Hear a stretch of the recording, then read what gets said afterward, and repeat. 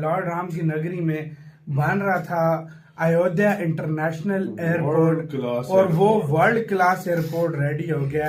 तो वहाँ विजिट करने गया था, मैं देख रहा था कि जो हमारी साइड थी ना बॉर्डर की, वहाँ पे कोई था ही नहीं। हम ये चीज़ को एक्सेप्ट कर ही नहीं पा रहे थे कि इंडिया वाले कितने डेवलप है। मेरे पास वीडियोस पड़ी है, मैं आपको दिखाऊंगा।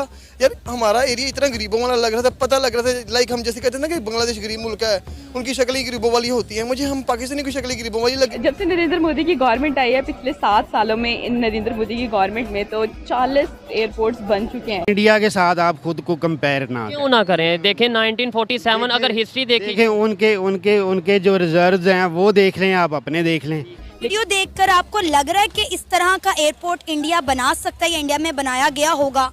जी बिल्कुल, इंडिया बहुत डेवलप्ड कंट्री बन रहा है। आने वाले फ्यूचर में वो यानी कि सारे मुल्कों को पीछे छोड़कर आगे जा रहा है। हमें जो समझ आई है ना, वो वहाँ पर हुकूमत आती है अवाम के वोट से, हमारे यहाँ पर वो हुकूमत आती है अंपायर की उंगली से। आज इंडिया के प्राइम मिनिस्टर नरेंद्र मोदी साहब ने इंटरनेशनल एयरपोर्ट के टर्मिनल 2 की इनॉग्रेशन की है। और मेन चीज़ जिसमें मैं वीडियो रिकॉर्ड करूंगा वो ये है कि कोई भी ऐसा वीक नहीं गुजरता जब इंडियन गवर्नमेंट की तरफ से किसी बड़े प्रोजेक्ट की इनॉग्रेशन नहीं की जाती, और कोई वीक ऑलमोस्ट ऐसा नहीं गुजरता जिसमें किसी दूसरे कंट्री की तरफ से इंडियन गवर्नमेंट की तारीफ नहीं की जाती। 15 दिसंबर तक ये नया एयरपोर्ट पूरी तरह बनकर के तैयार होगा। इस माटी को माथे पर लगाने का एक सौभाग्य मुझे प्राप्त हुआ। आज हम ये कह रहे हैं हमें इंडिया के साथ ना कंपेयर किया जाए, कल को हम कहेंगे हमें बांग्लादेश के साथ ना कंपेयर किया जाए। अल्लाह ना करे ऐसी नौबत आ जाए कि हम ये भी कह दें कि हमें अफगानिस्तान के साथ भी कंपेयर ना किया जाए। उससे पहले हमें आपस की बात है, इस वक्त अफगानिस्तान भी हमसे आगे है।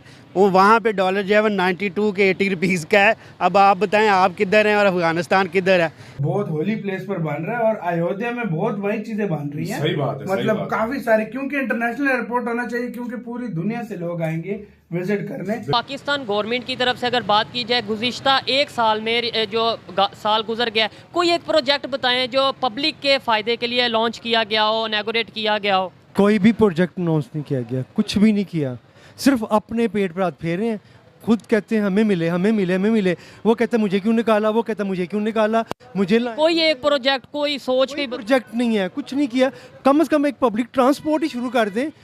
821 एकड़ लैंड राज्य सरकार के द्वारा उपलब्ध कराने के उपरांत एयरपोर्ट अथॉरिटी ऑफ इंडिया के द्वारा नए एयरपोर्ट के निर्माण की कार्रवाई युद्ध स्तर पर चल रही है। स्टार्टिंग से ही जो सिस्टम एक चल रहा है ना, तो वो ही ख़राब चल रहा है, पूरा सिस्टम ही ख़राब चल रहा है।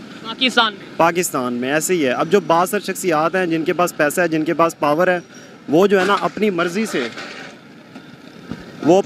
से जो है ना यहाँ पर पाकिस्तान में मतलब अपनी मर्ज़ी से अपने मफादात के मुताबिक चल रहे हैं। जैसे भी देख लें रूल एंड रेगुलेशन नहीं है। अभी एक्सीडेंट हुआ है यहाँ पे, और गलती जिसकी है जिसकी नहीं है, जाने वाला चला गया।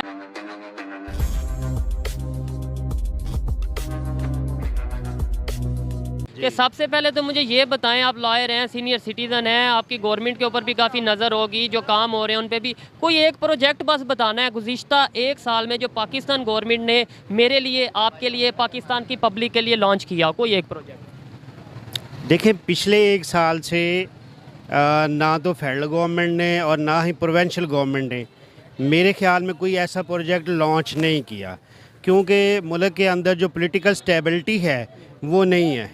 इस वजह से कोई ऐसा प्रोजेक्ट इन्होंने लॉन्च नहीं किया जिससे पब्लिक की वेलफेयर हो, आम आदमी की वेलफेयर हो।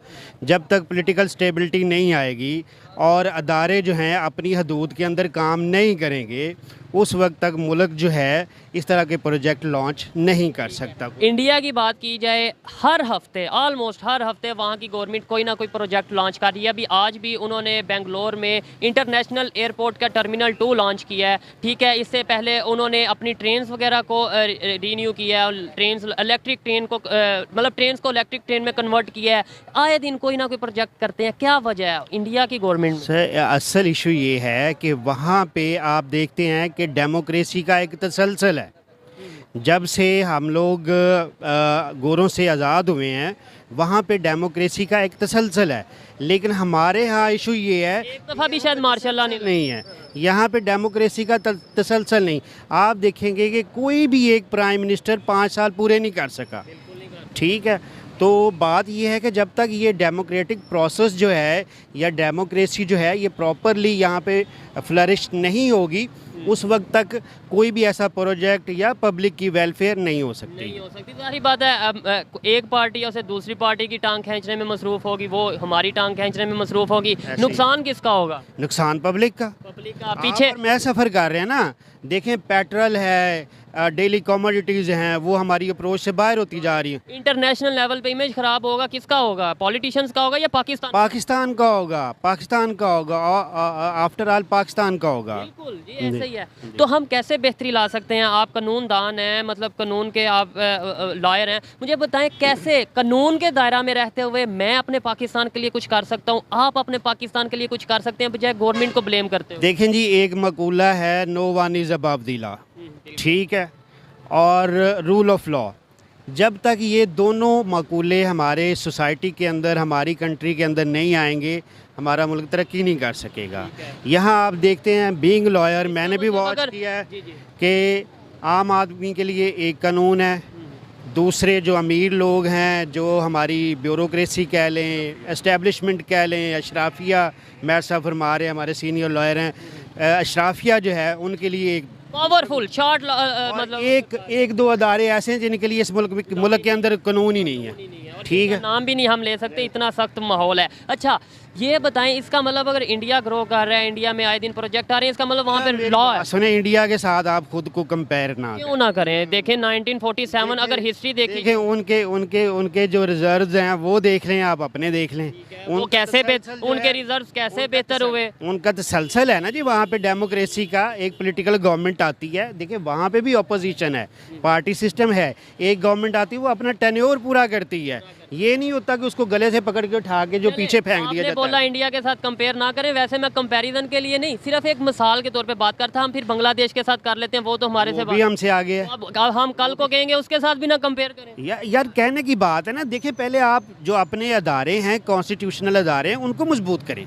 ठीक है, उसके बाद फिर जो ये बातें हम कर सकते हैं ना, ये डिबेट हो सकती है। हमें पहले अपने घर को ठीक करना है, बल्कि अपने आप को, अपनी ज़ात को ठीक करना है, उसके बाद अपने पाकिस्तान को ठीक करना है, फिर हमें किसी और के बारे में बात करने की ज़रूरत है। ये इनकी इस बात से मैं एग्री करता हूँ, लेकिन जब हम किसी की एग्जाम्पल देंगे शायद तभी हमें होश आएगी, हमारी गवर्नमेंट को होश आएगी कि अगर वो लोग कर सकते हैं तो हम भी कर सकते हैं। आज हम ये कह रहे हैं हमें इंडिया के साथ ना कंपेयर किया जाए, कल को हम कहेंगे हमें बांग्लादेश के साथ ना कंपेयर किया जाए। अल्लाह ना करे ऐसी नौबत आ जाए कि हम ये भी कह दें कि हमें अफगानिस्तान के साथ भी कंपेयर ना किया जाए, उससे पहले हमें आपस की बात है, इस वक्त अफगानिस्तान भी हमसे आगे है, वो वहाँ पे डॉलर जो है 92 के 80 रुपीज़ का है। अब आप बताएं आप किधर हैं और अफगानिस्तान किधर है, जिसने 2-3 दहाइयों से, जब से हम लोग पैदा हुए हैं तब से वहाँ पे वॉर देख रहे हैं, लेकिन उनकी जो इकॉनमी वो हमसे बेहतर है, ठीक है। तो बाहर बड़ा दुख होता है, मतलब बेहतरी लानी है, ठीक है, बहस हो गई, वीडियो भी बन गई, सारा कुछ बेहतरी लानी है। जब तक अशराफिया ये जो पॉलिटिकल सिस्टम है उसके अंदर अपना पाँव नहीं घसेड़ना छोड़ेगी, उस वक्त तक ये पॉलिटिकल सिस्टम, हमारी डेमोक्रेसी मजबूत नहीं होगी, मुल्क आगे नहीं जाएगा। मुल्क आगे नहीं जाएगा। कुछ उम्मीद नज़र आती है, अवेयरनेस आवाम में, पब्लिक में आ रही है, ख़ास तौर पे यूथ की बात की जाए, अवेयरनेस आ रही है? जी आई है, अवेयरनेस आई है। उसकी सबसे बड़ी वजह जो है ये आपका सोशल मीडिया है। सोशल मीडिया ने बहुत से हमारे, चाहे बच्चों ने किताबें छोड़ दी हैं, लेकिन सोशल मीडिया को वो नहीं छोड़ रहे। दोस्तों, अयोध्या में श्री राम इंटरनेशनल एयरपोर्ट के निर्माण का कार्य बहुत ही तेज़ी से आगे बढ़ रहा है। श्री राम अंतर्राष्ट्रीय हवाई अड्डा दुनिया के सबसे बड़े हवाई अड्डों में से एक होगा और भारत के एयरपोर्टों की सूची में ये सबसे पहले स्थान पर आएगा। इस हवाई अड्डे का निर्माण भगवान श्री राम के मंदिर के थीम के अनुसार किया जा रहा है और ये एयरपोर्ट बहुत ही ज़्यादा लग्जरी और साथ ही साथ मन को एक खास अनुभव प्रदान करने वाला एयरपोर्ट बनकर तैयार होगा। इस एयरपोर्ट के प्रथम चरण का 90% काम पूरा हो चुका है और बाकी बचा काम भी आने वाले 3 हफ्तों के अंदर सफलतापूर्वक पूरा हो जाएगा। इस एयरपोर्ट को बनाने वाले डायरेक्टर विनोद कुमार का कहना है कि ये एयरपोर्ट इतना ज़्यादा खास और इतना ज़्यादा सुंदर होगा कि रामलला के दर्शन करने आने वाले लोग ये एयरपोर्ट को देखकर ही समझ जाएंगे कि वो रामलला की धरती पर आ चुके हैं। दोस्तों, भारत में बन रहा श्री राम इंटरनेशनल एयरपोर्ट की वीडियो देखकर पाकिस्तानी लोगों को यकीन ही नहीं हो रहा कि इस प्रकार का निर्माण भारत के अंदर भी हो सकता है। दोस्तों, पाकिस्तानी लोगों का कहना है कि जब पाकिस्तान आज़ाद हुआ तब हमारे पास 7 एयरपोर्ट थे और पिछले 75 सालों के अंदर हमने सिर्फ 3 ही नए एयरपोर्ट बनाए, जबकि अकेली मोदी सरकार ने पिछले 10 सालों के अंदर भारत के अंदर 40 नए एयरपोर्ट बना दिए हैं। तो दोस्तों आज के लिए बस इतना ही। अगर आपको ये वीडियो पसंद आया हो तो वीडियो को लाइक कर दें और हमारे चैनल को सब्सक्राइब कर लें।